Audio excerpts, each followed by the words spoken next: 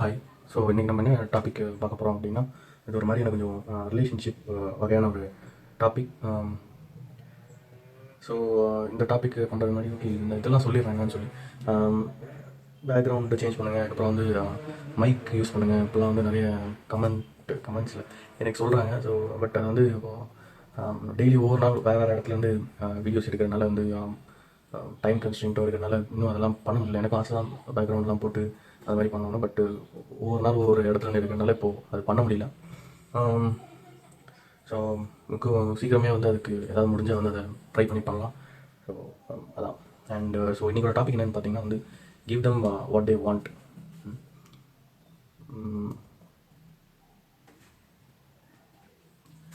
Give them what they want அப்படின்னா வந்து ஒன்றும் இல்லை. இப்போது இது ஒரு மாதிரியான ஒரு பெரிய பிரச்சனையாகவே இருக்குங்க சொசைட்டியில். நான் நிறைய இடத்துல வந்து ரீசெண்டாக நோட்டீஸ் பண்ணிகிட்டே இருக்கேன்.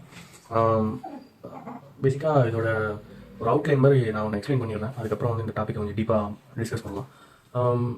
இப்போ give them what they want அப்படின்னா என்னென்னா, இப்போது என்ன சொல்கிறது, ஒரு நாய் இருக்குதுன்னு வச்சுக்கோங்க.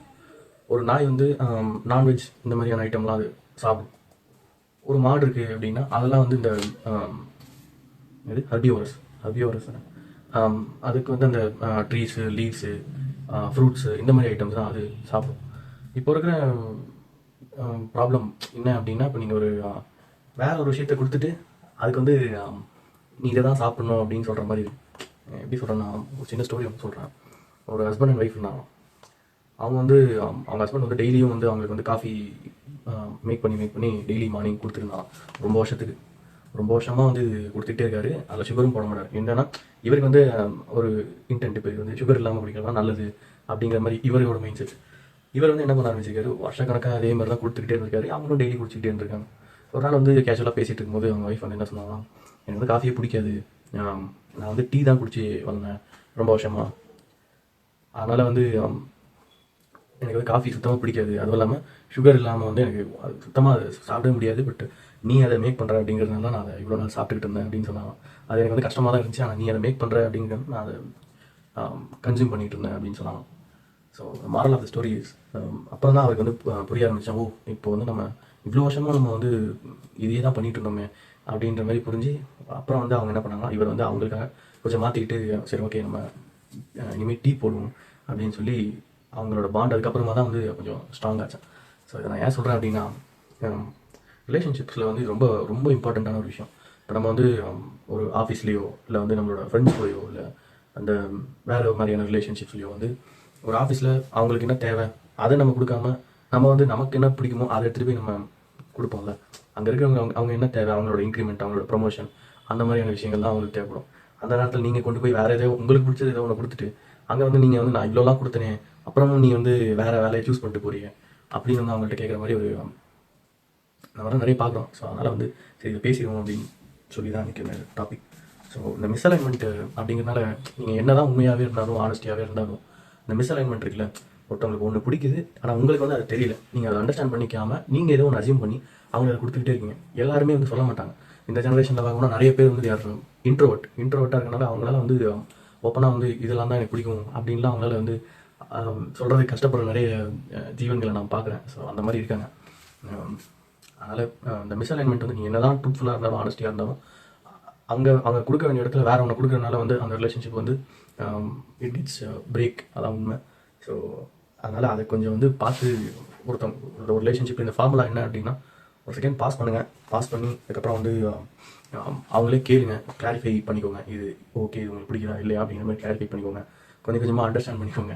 அப்படி தான் நீங்கள் வந்து ஒரு ரிலேஷன்ஷிப் வளர்க்க முடியும். இல்லை நான் பிடிச்சது தான் அவங்க பிடிக்கணும் அப்படின்னு சொன்னால் அது ஒரு மாதிரி நார்சிசம் மாதிரி ஆகிடும். நார்சிசம்னா எனக்கு பிடிச்சது தான் எல்லாருக்குமே பிடிக்கணும் அப்படின்னு நினைக்கிற ஒரு சில பேர். அப்படி எல்லாருக்குமே பிடிக்காதுல்ல. நீங்கள் இருக்கீங்க, நீங்கள் ஒரு ஹெல்த்தியான பர்சன், நீங்கள் ஒரு நல்ல மைண்ட் செட் இருக்கிற ஒரு பர்சன் அப்படிங்கிறதுக்காக உங்கள் ரூமில் ஒரு பிஜியில் தங்கிருக்கீங்கன்னு எப்போவுமே அந்த ரூமில் ஒரு 2 பேர் இருக்காங்க. அவங்க வந்து எப்போ பார்த்தாலும் தூங்கிட்டு, எப்போ பார்த்தாலும் சாப்பிட்டுக்கிட்டு, எப்போ பார்த்தாலும் வந்து இந்த ஜங்கான விஷயங்கள்லாம் பண்ணிகிட்டே இருக்காங்க அப்படின்னா நம்ம வந்து நம்மளை அது டிஸ்டர்ப் பண்ணுது அப்படிங்கிற பட்சத்தில் நம்ம வந்து அவங்கள்ட்ட பொறுமையாக சொல்லி இது பண்ணலாம். பட் அவங்க அப்படி இருக்காங்க அப்படிங்கிறதுக்காக அவங்கள போட்டு ஹேட் பண்ண முடியாதுல்ல. எல்லாருக்குள்ளேயுமே வந்து இந்த நேரம், காலம், அளவு இதெல்லாம் வந்து அவங்களோட கருத்து வந்து எப்போவுமே வேறுபாடாகும். ஃபார் எக்ஸாம்பிள் வந்து இப்போது ஒரு சின்ன ஸ்டோரி ஒன்று சொல்கிறேன் பாருங்கள். இப்போது ஒரு கோயில் இருக்குது. அந்த கோயிலில் வந்து இவ்வளோ அமௌண்ட் நான் ஆஃபரிங் போட போகிறேன் அப்படின்னு ஒரு அண்ணன் தம்பி இருக்காங்க அப்படின்னு வச்சுக்கோங்க. ஒரு அண்ணன் வந்து என்ன சொல்கிறாரு, நான் வந்து ஒரு 5 lakhs ஆஃபரிங் போட போகிறேன் அப்படின்னு சொல்கிறேன். பட் அந்த தம்பி என்ன சொல்கிறாரு, 3 lakhs போடு போதும் அப்படின்னு சொல்கிறார். அந்த அமௌண்ட்டில் வந்து அவங்களுக்குள்ள வந்து அந்த கருத்து வேறுபாடு இருக்கும். அதே மாதிரி சரி அந்த தம்பி வந்து 5 lakhs போடலாம் அப்படின்னு ஒத்துக்கிறாரு. ஆனால் வந்து அது இந்த வாரம் போடாத, அடுத்த மாதம் போடு, அப்போ தான் வந்து திருவிழா வருது அப்படின்னு சொல்கிறாரு இல்லைங்களா. அப்போ வந்து அமௌண்ட்டு வந்து அந்த அளவு வந்து ஒத்து போனாலும் நேரம் அப்படிங்கிறது வந்து ஒத்து போகாது. இந்த மாதிரி வந்து எல்லாருக்குள்ளேயுமே இந்த மிஸ்மேட்ச் இருக்கும். 100% யாருக்குள்ளேயுமே ஒத்து போகாது. அது எவ்வளோ க்ளோஸான ஒரு பர்சனாக இருந்தாலும், அப்பா அம்மா மிச்சவங்க எந்த மாதிரி இருந்தாலுமே வந்து இந்த மாதிரியான ஒரு கருத்து வேறுபாடு எல்லாருக்குள்ளேயுமே இருக்கும். That is how we are made. இப்போ நமக்கு வந்து ஒருத்தவங்க பிடிக்கல, இந்த மாதிரி வந்து அவங்க பண்ணுறாங்க எல்லாமே தப்பாக பண்ணிகிட்டு இருக்காங்க, அவங்க பண்ணுற ஹேபிட்ஸ் எல்லாமே தப்பாக இருக்குது, அவங்க பண்ணுற காசிப் எல்லாமே தப்பாக இருக்குது அப்படின்னு சொல்லி நம்ம வந்து அவங்கள வந்து போய் சேஞ்ச் பண்ணணும் அப்படின்னு நினச்சோன்னா, இருக்கிற ஓப்பனாக சொல்கிறேன், you can't change any one. வேர்ல்ட்லேயே பெஸ்ட்டான சைக்காலஜிஸ்டாக இருந்தாலுமே you can't change someone. You can influence someone, you can inspire பண்ணலாம், இன்ஃப்ளூயன்ஸ் பண்ணலாம், but you cannot change someone. ஒருத்தவங்களை சேஞ்ச் பண்ணணும் அன்டில் அண்ட் அவங்களாம் வந்து டிசைட் பண்ணணும், அவங்களுக்கு அந்த வில்னஸ் இருக்கணும், நான் வந்து சேஞ்ச் ஆகணும் அப்படிங்கிற அந்த வில்னஸ் இருக்காத வரைக்கும் நம்மளால் ஒருத்தவங்களை சேஞ்ச்லாம் பண்ண முடியாது. ஸோ அந்த மாதிரி ஐடியாஸ்லாம் வந்து விட்டுருங்க. அதை விட்டுட்டு அவங்க தப்பாக இருக்காங்க அப்படிங்கிறதுக்காக அதை பார்த்து நம்ம அவங்களை பார்க்கும்போதெல்லாம் டென்ஷன் ஆகிட்டு அவங்கள வந்து போட்டு திட்டிக்கிட்டு இதெல்லாம் பண்ணுறதுனால அவங்களுக்கு எந்த ஒரு லாஸும் இல்லை. அதை பண்ணுற உங்களுக்கு தான் அந்த லாஸ் வரும். அதனால் வந்து understand every soul in this world are born with some kind of reason. நீங்கள் அவங்கள பார்த்து எல்லாருமே வந்து ஏதோ ஒரு ரீசனுக்காக தான் இங்கே பிறந்திருக்காங்க. அவங்க அதுக்காக தான் ஓடுவாங்க. பட் நீங்கள் வந்து அவங்கள என்ன சொல்கிறது, அப்படி தான் வந்து nature has made every one. நீங்கள் அவங்கள பார்த்ததுக்கும் ஒரு காரணம் இருக்கும். அது வந்து உங்களுக்கு எங்கேயோ ஒரு லேர்னிங்ஸை கொடுக்கும். அது வந்து எங்கேயோ ஒரு இடத்துல உங்களுக்கு யூஸ்ஃபுல்லாக தான் இருக்கும். ஸோ அதனால் வந்து நீங்கள் வந்து அவங்கள டோன்ட் நீங்கள் வந்து இந்த ரிலீஜன்லாம் இது நிறைய நடக்கும். நீங்கள் வந்து அந்த ரிலீஜனா இதெல்லாம் ஒன்றும் அந்தளவுக்கு இருக்காது, நீங்கள் வந்து இந்த ரிலீஜன் இப்படின்ற மாதிரிலாம் நிறைய. இதனால தான் அந்த கருத்து வேறுபாடை வந்து அண்டர்ஸ்டாண்ட் பண்ணிவிட்டு அக்செப்ட் ஹவு இட் இஸ் அப்படிங்கிறதுனா என்னென்னா, அவங்களோட இடத்துலேருந்து பார்க்கும்போது அவங்க நல்லதாக தான் இருப்பாங்க. மோஸ்ட்லி இப்போது யாரை நீங்கள் பார்த்தீங்கன்னா வில்லன்ஸ், இந்த வில்லன்லாம் காட்டுறாங்கல்ல, அவங்களோட பாயிண்ட் ஆஃப் வியூ வந்து நீங்கள் கதையை கேட்டிங்கனாலுமே அவங்க சைட்லேருந்து யோசிக்கும் போது அவங்க வளர்ந்த விதம், அவங்க வந்து அவங்களுக்கு ஏற்பட்ட அந்த ஸ்ட்ரகிள்ஸ் எல்லாம் வச்சு பார்க்கும்போது அவங்க சொல்கிறது வந்து ஓரளவுக்கு நியாயமாக தான். யாருமே வந்து நான் தப்பு தான் பண்ணுறேன், நான் தப்பானவன் தான் அப்படிங்கிற மாதிரி வந்து mostly people won't do until or unless they are some kind of psychologically affected or அந்த மாதிரி இருக்கிறவங்க தவிர்த்துட்டு மிச்ச பேர் யாருமே வந்து நான் வந்து கெட்டவனாக தான் இருக்கணும், நான் வந்து கெட்டது தான் பண்ண போகிறேன் அப்படிலாம் நினச்சி நிறைய பேர் பண்ண மாட்டாங்க. மோஸ்ட் ஆஃப் த பீப்புள் அவங்களோட சைட்லேருந்து அவங்க பாயிண்ட் ஆஃப் வியூலேருந்து பார்க்கும்போது நமக்கு வந்து தெரியாமல் இருக்கலாம். பட் அவங்களுக்கு வந்து கிளியராக யோசிச்சு பார்த்தோம்னா அவங்க பிறந்தது ஒரு மாதிரியாக இருக்கும், அவங்க வளரும்போது அவங்களுக்கு சொல்லிக் கொடுத்தது வேறு மாதிரியாக இருக்கும், அதுக்கப்புறம் அவங்களோட கல்ச்சர் வேறு மாதிரியாக இருக்கும், இது எல்லாமே டிஃபர் ஆகும். அதுக்கப்புறம் பீப்புள் அவங்க பழகின பீப்புள் எல்லாருமே அவங்க ஏமாற்றிருப்பாங்க. ஸோ அவங்க வந்து எல்லாருமே இப்படி தான் இருப்பாங்கன்ற ஒரு மைண்ட் செட்டில் இருப்பாங்க. இதுக்கெல்லாம் ஒரு சொல்யூஷன் என்னன்னா பீயிங் ஓப்பன் மைண்டட். இப்போ பழையசெல்லாம் இந்த மாதிரி நடந்துச்சு அப்படிங்கிறதுக்காக இப்படி தான் இது நடக்கும் அப்படின்னு நம்ம எடுத்துக்காமல் கொஞ்சம் ஓப்பன் மைண்டடாக இருந்து கொஞ்சம் லிசன் பண்ணிக்கிட்டு கொஞ்சம் அண்டர்ஸ்டாண்ட் பண்ணிக்கிட்டு கொஞ்சம் வந்து லைட்டாக அந்த காமன் சென்ஸ் இதெல்லாம் அப்ளை பண்ணோம் அப்படின்னாலே வந்து அது வந்து என்ன சொல்கிறது, அந்த ரிலேஷன்ஷிப்பை வந்து கொஞ்சம் ஸ்ட்ராங்காக அழகாக பாண்ட் பண்ணி கொண்டு போகிறதுக்கான ஒரு நல்ல ஒரு இதுவாக இருக்கும். அண்ட் அதர் திங்ஸ் வந்து இதில் இன்னும் கொஞ்சம் வந்து ப்ராக்டிக்கலான ஒரு சில திங்ஸ் வந்து நான் சொல்லணும் அப்படின்னா, ரொம்ப நாளைக்கு முன்னாடி ஒரு பாட்காஸ்ட்டு ஒரு புக் ஒன்று பார்த்துருந்தேன். அவர் பேர் வந்து 5 லவ் லாங்குவேஜஸ், அதான் அவரோட பேர். ஸோ அதில் வந்து மனுஷங்க வந்து எந்த மாதிரியான விஷயங்களை வந்து அவங்களுக்கு பிடிக்கும், நம்ம அதை மிஸ்மேட்ச் பண்ணி கொடுக்குறதுனால அங்கே என்ன ப்ராப்ளம் வரும். அதான் அந்த 5 லவ் லாங்குவேஜ் என்ன அப்படின்னா, ஃபர்ஸ்ட் ஒன் வந்து வேர்ட்ஸ் ஆஃப் அஃபர்மேஷன்னா ஒரு சில பேருக்கு நீங்கள் வாய் வார்த்தையாக சொல்கிறது தான் வந்து அவங்களுக்கு வந்து பிடிக்கும். மீன்ஸ் இது நீ நல்லா பண்ண, கங்க்ராச்சுலேஷன், இந்த மாதிரி சொல்கிறது வந்து ஒரு சில பேருக்கு பிடிக்கும். இன்னொரு சில பேருக்கு வந்து ஆக்ட் ஆஃப் சர்வீஸ், நம்ம அவங்களுக்கு ஏதோ ஒன்று பண்ணி கொடுத்தோம் அப்படின்னா தான் அவங்களுக்கு வந்து அந்த விஷயம் பிடிக்கும். இன்னொரு சில பேருக்கு வந்து குவாலிட்டியான டைம், நம்ம அவங்க கூட ஸ்பெண்ட் பண்ணுற அந்த குவாலிட்டியான டைம், அவங்க சொல்கிறத கேட்குறது, இந்த மாதிரியான விஷயங்கள் பண்ணுறது தான் அவங்களுக்கு பிடிக்கும். இன்னொன்று வந்து giving them gift, kind of gift, ஏதோ ஒரு சர்ப்ரைஸ் கிஃப்ட், இந்த மாதிரியான விஷயங்கள் தான் அவங்களோட லாங்குவேஜாக இருக்கும். இன்னொன்று வந்து இந்த ஃபிசிக்கல் டச்னால் ஒரு ஹக் பண்ணி சொல்கிறதோ இல்லை வந்து ஒரு ஷேக் ஹேண்ட் பண்ணி சொல்கிறதோ, இந்த மாதிரி வந்து எக்ஸ்பிரஸ் பண்ணும்போது தான் அவங்களுக்கு வந்து அந்த எக்ஸ்பிரஸ் பண்ண வேண்டிய விஷயம் ஒன்று தான். ஒன்று வந்து அந்த என்ன சொல்லுவாங்க, கைண்ட்னஸ், அதுக்கப்புறம் வந்து பொலைட்னஸ், இதை தான் நீங்கள் எக்ஸ்பிரஸ் பண்ண போகிறீங்க. அந்த எக்ஸ்பிரஸ் பண்ணுற விஷயத்தையே இந்த மாதிரி அவங்களோட லவ் லாங்குவேஜ் இல்லாமல் வேறு ஒரு விஷயத்தில் நீங்கள் எக்ஸ்பிரஸ் பண்ணும்போது அது வந்து அவங்களுக்கு அந்தளவுக்கு போய் சேராதுங்கிறத விட அந்த மிஸ்மேட்ச் அங்கே பெருசாக ஒர்க் அவுட் ஆகாது. ஸோ இது 5 தான் இருக்குது அப்படின்னா 5 தான் அந்த புக்கில் இருக்குது. இதை தாண்டி வேறு நிறைய இருக்குது. அதெல்லாம் வந்து it comes from a deep understanding. அதெல்லாம் நம்ம ஃபியூச்சர் வீடியோஸில் நம்ம பேசலாம். பட் இந்த 5 தான் பேசிக். அதுக்கு மேலே இருக்கிறதெல்லாம் வந்து இப்போதைக்கு நமக்கு தேவையில்லை. இன்னும் இருக்கிற அந்த அதான் நார்சிசிஸ்ட்னா என்ன அப்படின்னா, நம்ம வந்து push people to live like them. எல்லாருமே அவங்கள மாதிரியே இருக்கணும். அவங்களோட கருத்து இப்போ அவங்க வந்து கிறிஸ்டியனாக இருக்காங்கன்னா எல்லாருமே கிறிஸ்டியனாக தான் இருக்கணும். அவங்க வந்து முஸ்லீமாக இருக்காங்கன்னா எல்லாருமே முஸ்லீமாக தான் இருக்கணும் அப்படிங்கிற மாதிரி பார்ப்பாங்க. இப்போ அவங்க வந்து ஏதோ ஒரு பொலிட்டிக்கல் பார்ட்டிக்கு சப்போர்ட் பண்ணுறாங்க அப்படின்னா எல்லாருமே அந்த பொலிட்டிக்கல் பார்ட்டிக்கு தான் சப்போர்ட் பண்ணணும். மிச்சம் வேறவங்க வேறு பார்ட்டிக்கு சப்போர்ட் பண்ணுறாங்க அப்படிங்கிற பட்சத்தில் அவங்க வந்து போட்டு திட்டுவாங்க, அவங்கள வந்து தப்பாக பேசுவாங்க, இந்த மாதிரிலாம் பண்ணுவாங்கல்ல. அவங்க தான் நார்சிசிஸ்ட்னு சொல்லுவாங்க.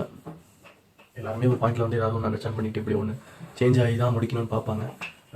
So let them live like that. You can change anyone. So அதுக்கப்புறம் வந்து என்ன சொல்லணும் அப்படின்னா, அதான் you can change people, instead understand them and lead by example. Give them what they want, not what you think important or you think it will be good for them. Okay, அந்த மாதிரி it is a very big problem. நிறைய பேர் வந்து இந்த problem இருக்கிறத நான் recent டேஸில் notice பண்ணுறேன். அதனால தான் நான் உங்களுக்கு சொல்கிறேன். ஒருத்தவங்க வந்து ஒரு 10 வருஷம் 20 வருஷமாக அவங்களோட ஃபுல் எஃபோர்ட் போட்டு ஏதோ ஒன்று கொடுக்குறாங்கன்னு வைங்களேன். ஃபுல் எஃபோர்ட் போட்டு ஹோல் ஹார்ட்டோட அவங்களோட பாசத்தை வந்து ஏதோ ஒரு வகையில் வந்து வெளிப்படுத்திக்கிட்டே இருப்பாங்க. பட் அந்த சைடில் இருக்க பசங்க வந்து இதுதான் வேணுமா அப்படிங்கிறத அவங்க புரிஞ்சிக்காமல் இவங்க ஒரு விஷயத்தை கொடுத்துக்கிட்டே இருப்பாங்க. கடைசியில் தான் புரியும் அவங்களுக்கு தேவையானது அது கிடையாது, வேற ஒன்று அப்படின்னு சொல்லுவாங்க. அப்படி வந்து வரும்போது அவங்களுக்கு வந்து இட் இஸ் வெரி ஹார்ட் பிரேக்கிங்லாம் வந்து என்னை பொறுத்த வரைக்கும் அந்த மாதிரிலாம் ஒரு விஷயம் பெருசாக இல்லை.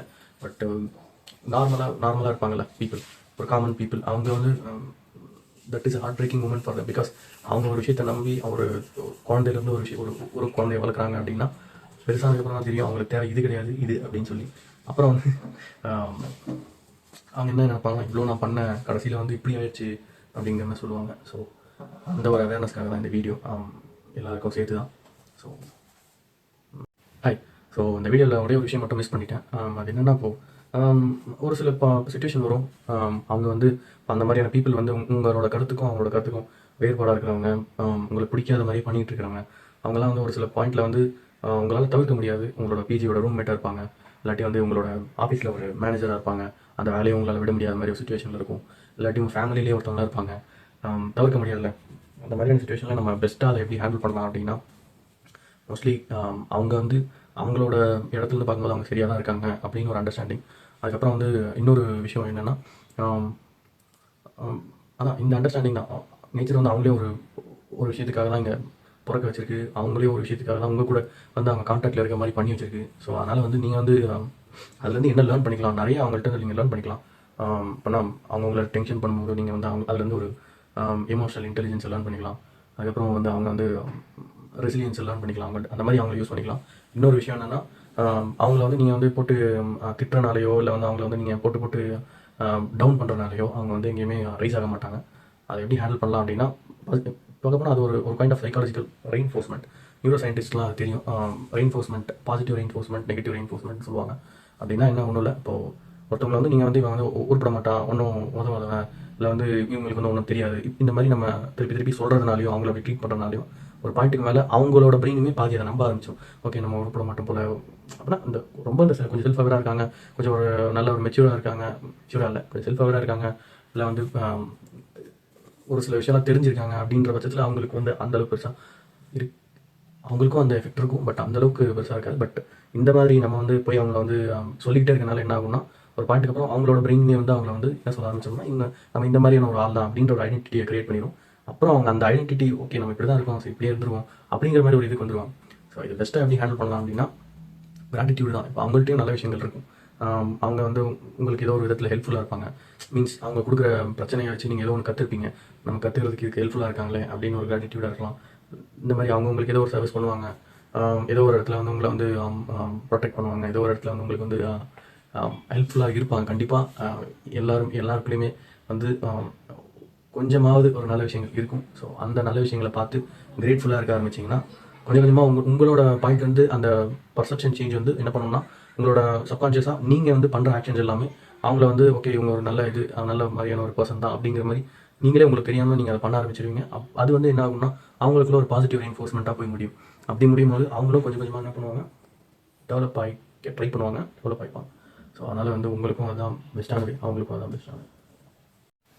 மோஸ்ட்லி இக்னோர் பண்ணுங்கள். மற்றபடி எல்லாமே வந்து சிமிலர் தான். உங்களோட அவங்கள நீங்கள் பார்க்குற விதம் கொஞ்சம் கொஞ்சமாக மாற மாற அவங்களும் சேஞ்ச் ஆக நிறைய வாய்ப்புகள் இருக்குது. அதுதான் உங்களுக்கும் வந்து நல்லது, அவங்களுக்கும் வந்து நல்லது. மோஸ்ட்டாக வந்து அவங்க பண்ணுற ஒரு சில விஷயம் பிடிக்காம இதுவாக இருக்குன்னா அதை இக்னோர் பண்ணிடுங்க.